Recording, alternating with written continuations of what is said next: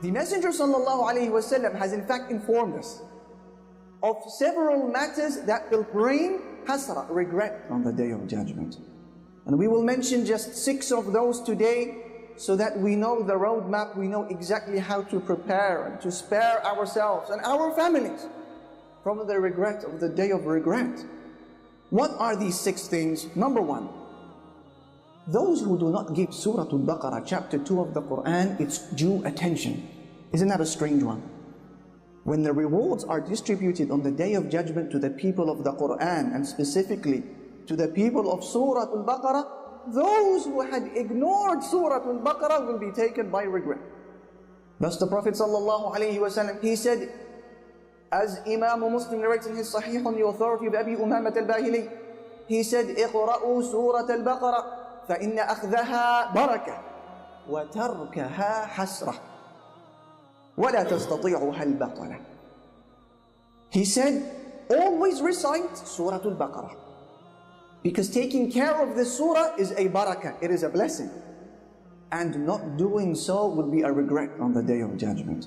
And the magicians are not able to overcome it. This is the first source of regret. As for the second source of regret, this is in relation to any gathering, whether with family or friends or online, where the name of Allah Almighty is not mentioned.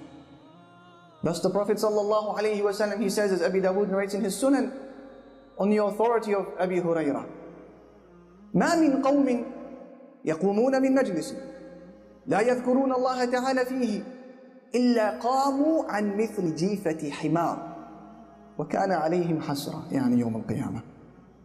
He said, any people who sit in a gathering whereby they do not remember the name of Allah Almighty or mention Him in any way, except that when they leave that gathering, it would have been as if they were sat around the dead body of a donkey. And that gathering will be regret for them on the Day of Judgment. Subhanallah. Any gathering where we sit together and we fail to mention the name of Allah subhanahu wa ta'ala, and to prevent a haram that was taking place in front of us, that gathering will be regret on the Day of Standing. What about number 3? The third cause of regret is with regards to those individuals who aspired for positions of authority. They wanted to be in the limelight. They wanted people to clap for them. They sought after attention and praise. And that is why the Prophet ﷺ, he says, as our mother Aisha narrates, and the hadith in Sahih al-Bukhari, إِنَّكُمْ سَتَحْرِصُونَ عَلَى الْإِمَارَةِ وَإِنَّهَا سَتَكُونُ حَسْرَةً وَنَدَامَةً فَنِعْمَةِ الْمُرْضِعَةِ وَبِئْسَةِ الْفَاطِمَةِ. He said, O Muslims, you will soon start competing over positions of authority. And on the Day of Judgment, that's going to bring with it regret. So how great is breastfeeding? And how difficult is weaning? What is that all about, that last sentence? The Messenger ﷺ is comparing positions of authority and those who always want it with the breastfeeding child, who is always receiving its nutrition and its milk readily available from its mother with no effort from itself. But there has to come a day when that child must be weaned, when that milk has to come to a stop. And similarly, those who aspire for positions of authority and status in the community, despite not being deserving of it and not possessing the credentials, their wealth and their prestige and their honor will have to come to a stop at one point. And that will be on the Day of Judgment, when wealth and prestige will be replaced with regret for aspiring for a position that you are not fit for. As for the fourth cause of regret, this will be with regards to a person who puts forward acts of worship, but they contain within them hidden elements of showing off. This is a person who has dedicated years upon years of what he called worship, and Quran, and Salah, and Taraweeh, and Qiyam, and fasting, and dhikr, and da'wah, and a flawless hijab, and enjoining good and forbidding evil, and Islamic events, and Islamic reminders, and Islamic posts. And they see these good deeds in the form of mountains on the Day of Judgment, beautiful mountains, and to his horror they begin to crumble before his very eyes. Can you imagine their regret? That is because those good deeds, although they were huge, but they had holes within them. They were rotten. They had holes of showing off. They had holes of pride, holes of self-admiration, holes of self-promotion. Look at me, what I am doing, what I am up to, where I am found, what I am reciting, where I am praying. Holes of showing off. Thus those deeds come crumbling down on the Day of Judgment, causing regret. As Allah Almighty says, وَبَدَى لَهُمْ مِنَ اللَّهِ مَا لَمْ يَكُونُوا يَحْتَسِبُونَ. They will see there with Allah Almighty that which they did not expect, Allah says. One of the scariest ayat from the Quran, as some of our predecessors, they said. As for the fifth cause of regret, and I hope, dear brothers and sisters, that we are taking note of these, mental notes of these broad heading. This is a roadmap for preparation. As for the fifth cause of regret, this is when you find yourself being forced on the Day of Judgment to hand over your good deeds to somebody else. Or when you are forced to carry the sins of somebody, sins that you didn't even commit. Can you imagine what that means? Imagine on Yawm al-Qiyamah you are forced by the angels to hand over 2,000, 3,000 salawat, 3,000 prayers to somebody else, to your neighbor.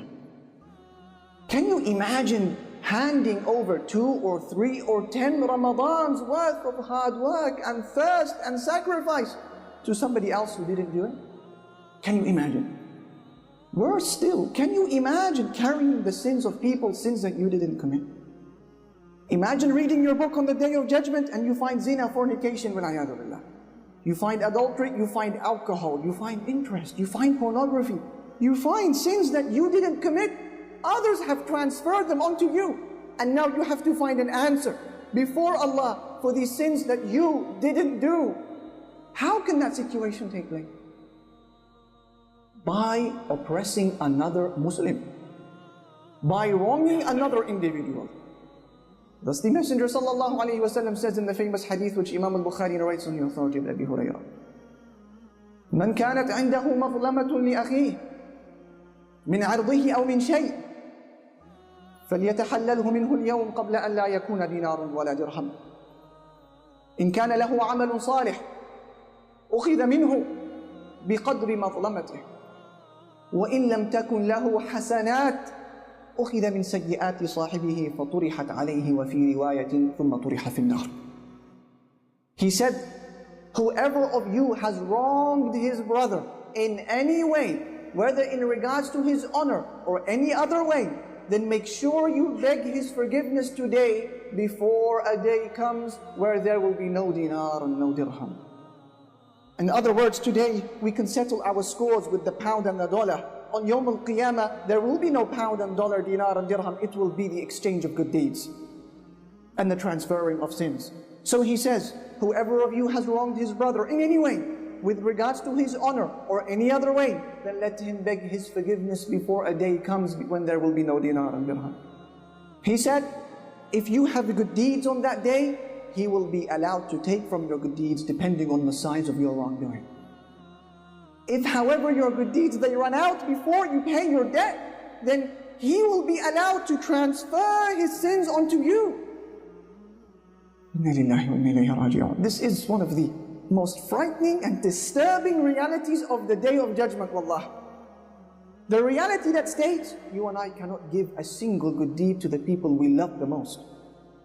Your mother, your father, your wife, your children, they will ask you and you will refuse because you need that good deed just as much as they do. Whilst on the other hand, some people will be forced to give over their good deeds to the people they hate and they despise, because they had backstabbed them, mocked them, conspired against them, plotted against them, failed to pay their wages on time, or any other type of wrongdoing. He said, let him beg his forgiveness today. This is the cause of regret number 5, the oppression or any wrongdoing towards another individual. We know who they are. And number six, generally speaking, and this is the overarching cause of regret that summarizes everything you just heard, any Muslim individual who falls short with regards to the minutes, hours of his days and his weeks in building the hereafter. That is going to be a cause of regret. person who was urged week in, week out, every Friday, every reminder to drop the sins, to replace the haram with halal, to remove the intoxicant, to change sin into obedience, to reshuffle the cards, to refocus your attention on Allah and the home of the hereafter, to set a vision in life in preparation for Jannah, and they failed to do so. That will be a major cause for regret, as people will be heard saying on the Day of Judgment, Ya laytani qaddamtu li hayati. I wish that I had prepared for my life. In conclusion, dear brother, dear sister, every individual who turns a blind eye and pretends that the day of regret is not coming is going to be in a major and excruciatingly painful state of regret on the Day of Judgment. What greater regret can there be in life than failing to impress the King, Allah Almighty? What greater regret can there be in life than failing the exam before the King, Allah, and missing out on the prize that comes with passing the prize of Jannah? What greater regret can there be than that? What greater regret can there be in existence than being shown your place in Jannah and the luxuries and the weather and the palaces and the spouses, but then being transferred to oblivion, to Jahannam instead?